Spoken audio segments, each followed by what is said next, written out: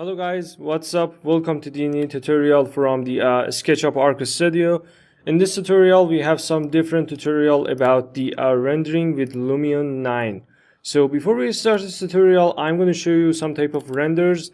Test number 1, number 2, number 3, number 4, number 5, and this is the final export that we have in Lumion. As you can see, some type of woody cabin in snow mountains and surrounded with some type of trees and compasses. So let's get to work. I'm gonna open the Lumion in here, and as you can see, I can move, walk, and go to the downstairs or upstairs very simple and easy in Lumion. So for reaching to these type of renders much realistic than other type of softwares, you only need to check out some of these points that I want to tell you. First of all, at the landscape setting, I'm going to click on the choose landscape and select some type of complete snowy setting in here. For example, something like that can be good. But as you can see, we have some problem with the grounds, so I can uncheck it and select some other type of things like that. As you can see, now we have better result on our job. So if you want to orbit around your target, you only need to hold O on your keyboard and hold right click on your cursor and move it, and you can see orbit will activate it for you. So I'm gonna click on the photo, and I have some type of camera shot in here, photo number 1, and I want to store the camera to start my new job and new rendering.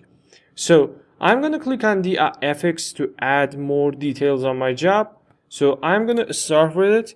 As you can see, we have different type of photo effects in Lumion, and all of them important at the different genres and characters. So I'm gonna start my job with the 2-point perspective. So I'm gonna click on the camera and add 2-point perspective to my job, and now I have better view about my general topic. So as you can see, these leaves and empty trees are really important in your autumn or winter renderings, because it helps to the audience or your watchers to see better result of the realistic view of your renders. Next item related to the rain and snow. For adding rain and snow, you need to click on the weather and climate in here and select the precipitations. So now it's on the rain mode, and you can see the water drops on the air and camera.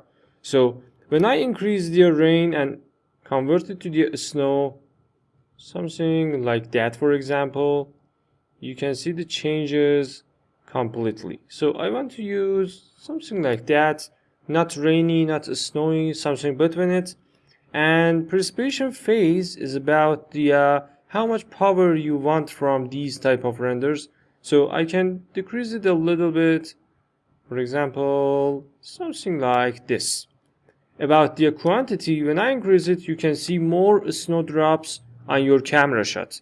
So all of them is completely depends on you. But for reaching this type of render, I want to decrease the quantity as I can, something like this.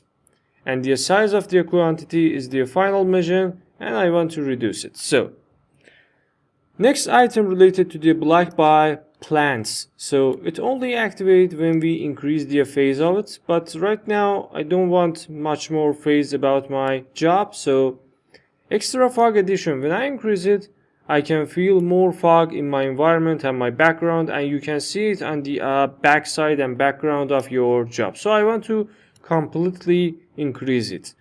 Black bias related to the how much some type of foliage and wetness on your surfaces. So look at this place in here. When I increase the black bias, as you can see, something like that will happen, and all of them is completely depends on you. Next item related to the handheld camera. For reducing or decreasing the focal point and some other things on your render. So I'm going to click on the FX in the camera and add my handheld camera. So when I play with the focal point, I can reach to the best result. But another way for activating the focal length is related to this place.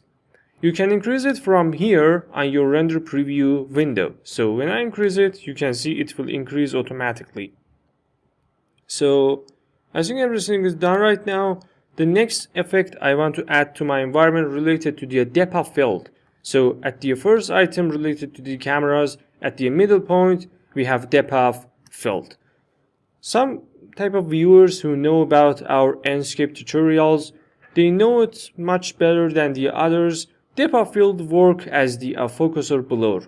So I want to increase the amount as I can, and I want to play with the foreground and background. So when you move it on the background, as you can see, the background will get blur for you, and you can't see your main target, your woody cabin or house.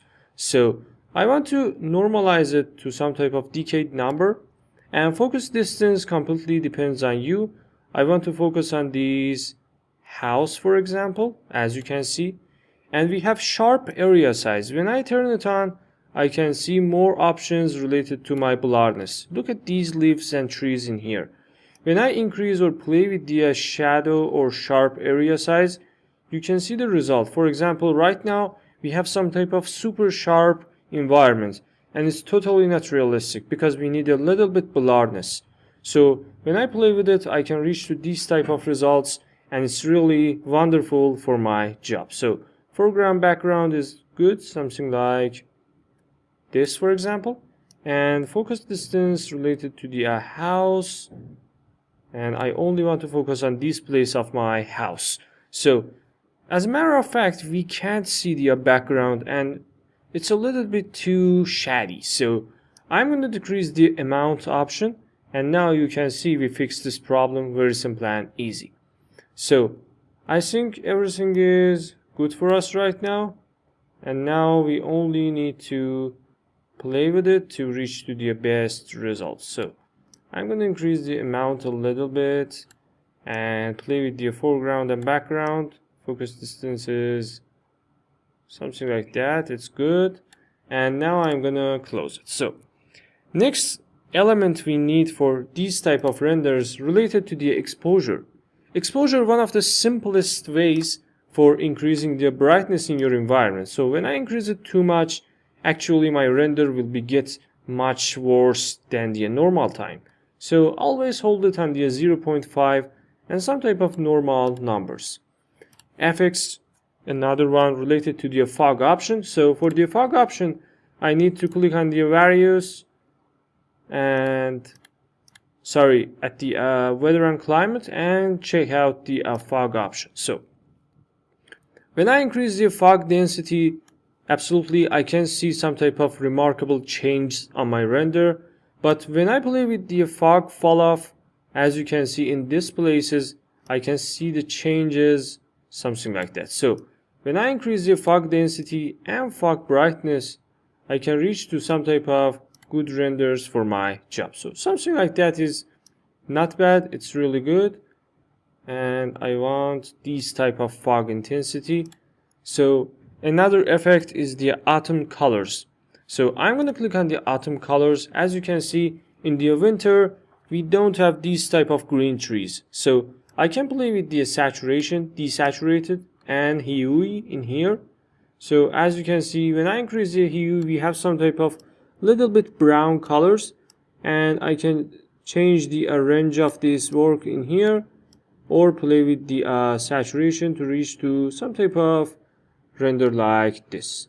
All of them completely depends on you, but you must know how much your render can be beautiful with these type of effects. So another effect related to the sky and clouds. So I'm going to click on the effects in here another time, sometimes like that, and add the sky and clouds to my job. So I want to play with the position and master cloud amount. As you can see these effects a little bit too late on your system. It completely depends on your graphic card. I don't need cloud softness and cloud presets. So master cloud is good, position is good, something like that can be really good. So another effects related to the God rays. So for the God rays, you have different type of ways, but one of them is that You can find it in here, I think. Yes, at the various setting, God rays. So when I decrease the decay or increase it, it makes much sensible. So I want to increase the length and intensity like that. And when I turn off the decay, I can see some type of low rate shadows in here. So another option is the sun option. So it's really important. When you add sun, some type of settings will completely change on your renders in Lumion. So I want to click on the sun and play with the sun height. You can see the changes, very simple and easy. When you decrease the sun height, fog and other type of things like that will be completely changed, and we have some type of night render. So be careful about using the sun on your renders. For example, on the 0.1 negative, how it works, all of them is completely experimental. 0.2 something like that, and change the sun heading. You can see the God rays right now, so it completely depends on where you want to add these God rays.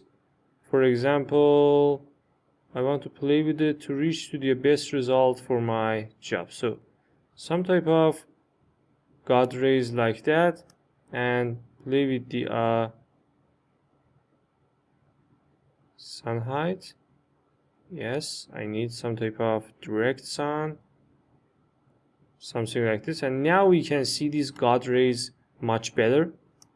And sun heading, something like this, and I can increase the sun brightness a little bit, not too much, because we have some type of dark render, so we must be careful about this point. So something like that is good. Now I'm going to close it. Another effect and really important on your job related to the shadows. So I'm going to click on the FX, add my shadows to my job, and change the sun shadow range, and I can see the changes at the background. When I play with the coloring, I can see these shadows on the ground, how they can change, but in the snow mode rendering, we can't see these changes much better. So I can play with the brightness, you can see the shadows and bright places. So something like that can be good. I want some exterior shadow, so Omni shadow is something like that. Shadow correction, completely check out all of your shadows. And I want soft shadows and fine detail shadows. So I'm gonna turn it back. Another FX we need is the hyperlight. Hyperlight helps you to bright some type of dark areas with the sun brightness. So I want to increase it a little bit, and you can see some changes in the background. About the FX, my next important effect related to the color correction. So in the colors, I can pick up the color correction in here, and now I want to play with the temperature. So when I increase the temperature, we have some type of warm render, so it's not really good. So I'm gonna play with it. As you can see in this render, we have cold rendering. So I'm gonna play with the temperature, maybe something like this can be good. The tint can be a little bit near to the purple color. Brightness is something like that, but one of the important and super important elements is the contrast in Lumion. So when I increase the contrast, I can see some type of better results in all of my renders. So saturation is a little bit, and gamma correction is good. So tint can be 0, brightness is good, everything is done for us, and now I can see some type of a little bit not good blurriness on my job. So I will turn back to the depth field in here, increase the amount, play with the foreground and background, and focus distance. I want to focus on the house, something like that is wonderful. So I'm going to check it out back, and now I think only we need vignette. So I'm going to click on the add FX or effects and click on the vignette on the color bar. So vignette is check out. I want some type of soft vignette. So when I decrease the vignette softness, as you can see, we have this type of completely disaster and awful render. So I'm going to increase it to some type of decay number. 0.8 is good for all of your renders, and vignette amount is something like that. So I think everything is done for me right now, and only I want to render my job, but I don't know how. So I'm gonna click on the add effects. Everything is good. I don't need anything. I'm gonna turn back to the effects. So I'm gonna click on the build option in here, and in the objects, on the effects, I add some type of, I think, fog in my job. So I can increase the density of it a little bit, and inner area completely randomly, but I need more fogs in the center of my job, something like that. So now I can decrease the density, and animation speed right now is not important, so everything is done for us. I want to restore the camera and back to my effects. So this is the final job that we have in here. Only I need to click on the exposure and re-expose my screen a little bit, and everything is good. I think depth of field can be a little bit improved by a little bit settings. So I'm going to click on the depth of field in here, depth of field, and sharp area size can be changed. I need to blur these trees at the right side and left side of my camera shot. Focus distance is something like that is good, and amount can be increased a little bit. So final job related to the build environment. So I want to move a little bit near to this fire in here and click on the fire. When I change the particle count, I can see some type of more intensity fire, and when I decrease it, something like that is good. So size of the fire can be increased a little bit, and color of the fire, something like near to the red or orange is good. So brightness can be decreased or can be increased, but something like that is acceptable. And I add some type of smoke effect on my job. So when I increase the density, I can see a little bit of smoke, and it's not bad. So column size is not really useful, and particle size can be decreased near to the 0. If you want to decrease it much carefully, you can hold shift on your camera shot. So I don't need randomize, so I'm going to click on the photos and turn back to my camera, restore the camera. Everything is good.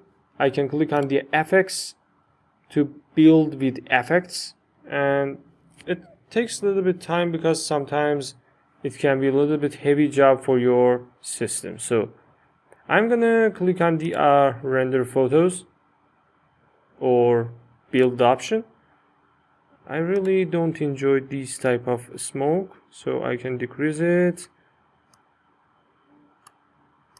a little bit, something like that. So now time for the rendering. So now it's good. I'm going to click on the render photos and render it as the desktop quality. So I'm going to click on the desktop render, and I want to type test 6 for my job and press save. So it takes a little bit time, and after that you can see the final result of your 3D rendering job with Lumion. So I hope you enjoyed this video, guys. If you liked this video, please like and subscribe our YouTube channel. Thanks for your watching, and a few seconds later I will show you the final results. So this tutorial completely done by the SketchUp Arc Studio, and all the copyrights belong to us. So I'm going to click on this desktop, documents, and test number 6, and this is the final result that we have in here. So all of them completely depends on you. Thanks for your watching, thanks for your support, and I hope you enjoyed this video. Goodbye.